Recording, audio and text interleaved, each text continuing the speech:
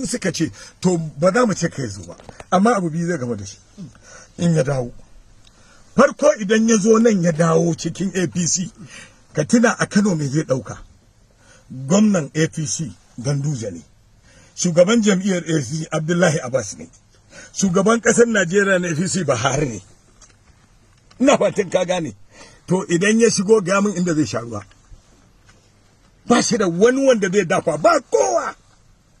Addu'ar yan fensho kadai ta isa ta ragargaza Kwankwaso wallahi.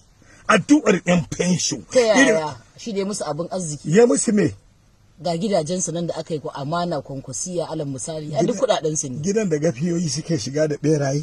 Yanzu ba abin arziki aka yi yan fensho ba. An yi a gidan an siya.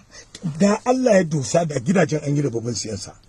Yanzu Ganduje da yanzu Sheikh Buhari ba kwana Mustafa Buhari ba kwana yake faɗa, yace an yi wani 3 miliyan 2,920. Ga su nan kowa na nema ma tun kafin a gama ma an wawashe su. Amma wannan har yanzu da na sayarwa kina so suna nan barjak an kisiya.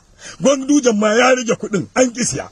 An yi tallan an kisiya, an yi addu'o'in an kisiya, an yi masallacin juma'a an ce dan ba masallaci ne muka ba da jawara jaran kaɗai ko dan ba masallaci ne ya je ya gina masallacin an kisiya.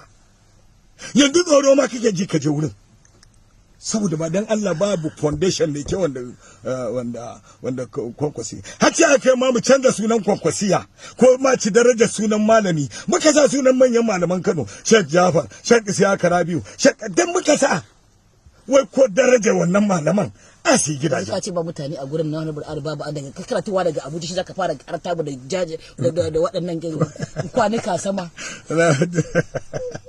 Artabu wato faɗa kenan. A wai ka har haka. Shi ne Artabu da wannan gidajen na aljanu da suke ciki nan.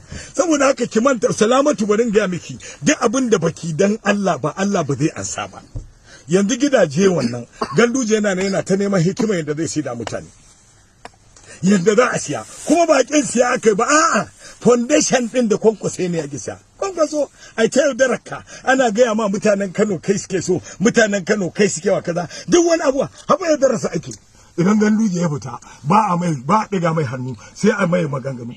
Yanzu ka zo kai shiga burtu kai shiga buzaye Kwankwaso da ake ji Kwankwaso kai shiga buzaye ka naɗe kanka ka sa baƙin gilas ka hau a daidaita sahu in Ganduje zai fita ka bi shi ka ga yadda ake wa Ganduje a Kano. Ka san cewa yaudarar ka ake makaryata suke gyama. Akwai mutumin da ake gaida ake wa addu'a ta alheri fatan alheri wanda mutane suke so su gani a yanzu irin Ganduje, mutum mai san al'umma mai san jama'a, mutumin da duk abin da ya same ka sai ya je ya taya ka jaje ko murna, mutumin da shi za a yi komai. Gwamna mai ci, na taba ganin gwamna mai ci ya ɗauki makara a rike da shi ana tafiya za a kai ta makarbata yana la ilaha illallah Allahu akbar a kai ta makarbata. Gwamna mai ci na taba gani a Najeriya ban da Ganduje. Ai suna haɗuwa ba su taba haɗuwa a gurin makabartar ba da shi kaji Ali babu a lokacin. Da shi wa? Da shi gwamna da shi Kwankwaso ai sun taba. Kuma sai ko gaisuwa ba ya zuwa. A sun haɗu shi a makabarta. Da Allah ki daina zuwa a Kaduna ba? To a Kaduna wannan ma abin da ya je nema. Gawa kuri ga makara a gaban Kwankwaso ga makara a gaban Ganduje. Wallahi wannan ma din ta sojoji ce. Ta sojoji ce. Ya lokacin air defense. Kinga bari ki ji.